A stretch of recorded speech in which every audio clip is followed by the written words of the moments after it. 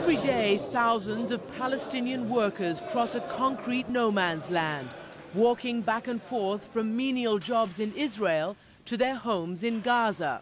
This fetid and smelly, bleak tunnel is not a formal international border, but it certainly is a separation between two worlds. We've just left the first world in Israel, and now we're headed to the third world in Gaza City.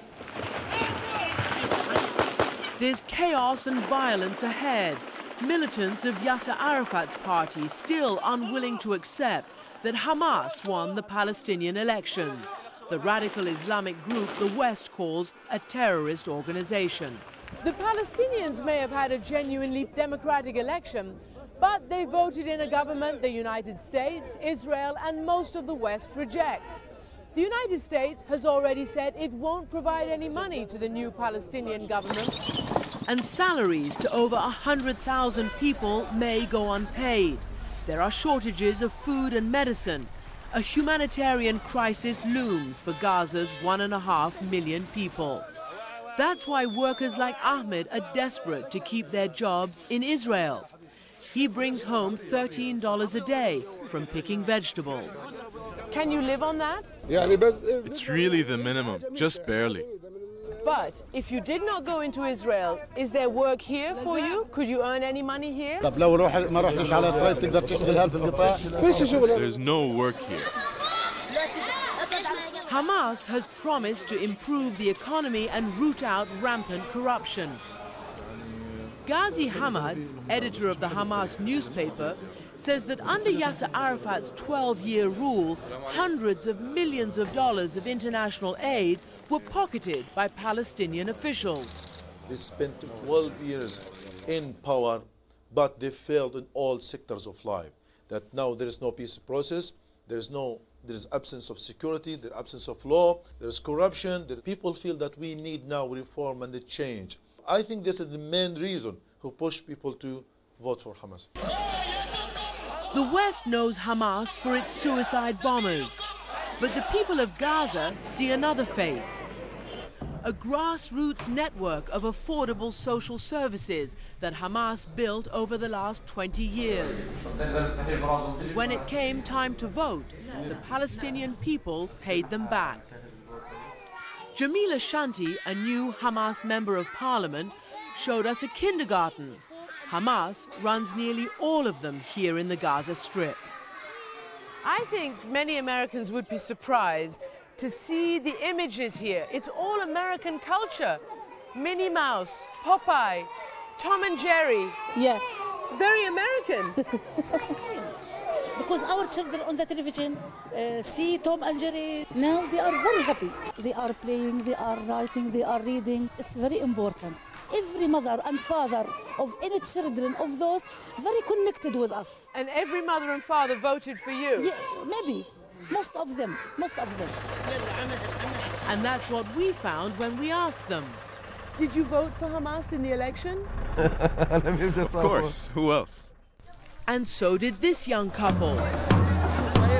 Mahmoud, who is unemployed, started married life in a mass wedding paid for by Hamas. They even gave him this wedding present. Hamas also helps support widows like Ruwaida. With 8 children, she couldn't get by without the monthly check she gets from this Hamas-run charity. Did you vote for Hamas in the elections? Yes, thank God, said Ruwaida. Why wouldn't I vote for the people who helped me? You know, in America and in Israel, people have the image of Hamas as a terrorist organization. You know that you're called that. They don't have this as the image. We are not teaching them any kind of terrorism or something. No. I knew them before they became terrorists. I knew them when they were terrorists, and now they became leaders of the Palestinian Authority. Avi Dichter once headed Israel's Shin Bet security services, and maybe the country's next defense minister.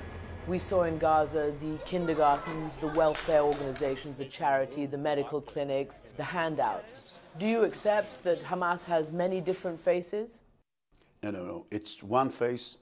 The philosophy of Hamas is well known to us.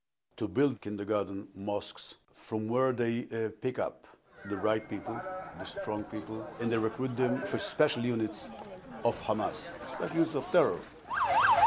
Israel says Hamas launched 50 suicide attacks in the past 5 years, and it responded by killing their top leaders. Now Hamas is maintaining a truce. If it stops terrorism, recognizes Israel and abides by all previous agreements, Dictor says Israel could deal with a Hamas government.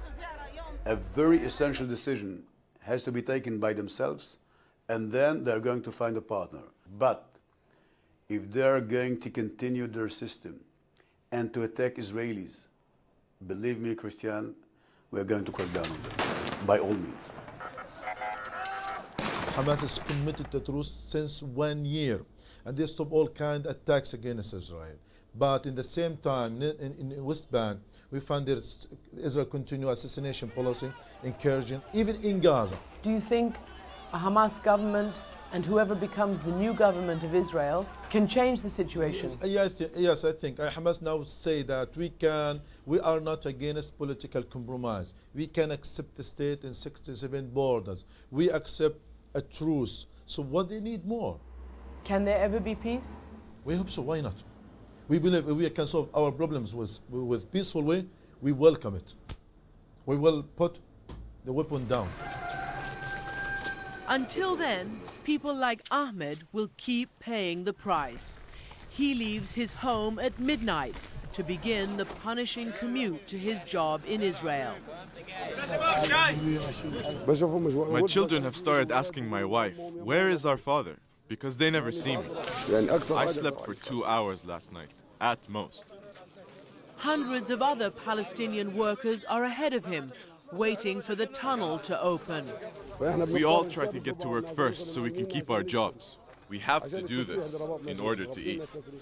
It'll take many more hours to make it through the security checks to the other side, but nobody knows how much longer it'll take to find a way out of this conflict, now that Israel and the new Hamas government aren't even talking. Christian Amanpour, CNN, Gaza.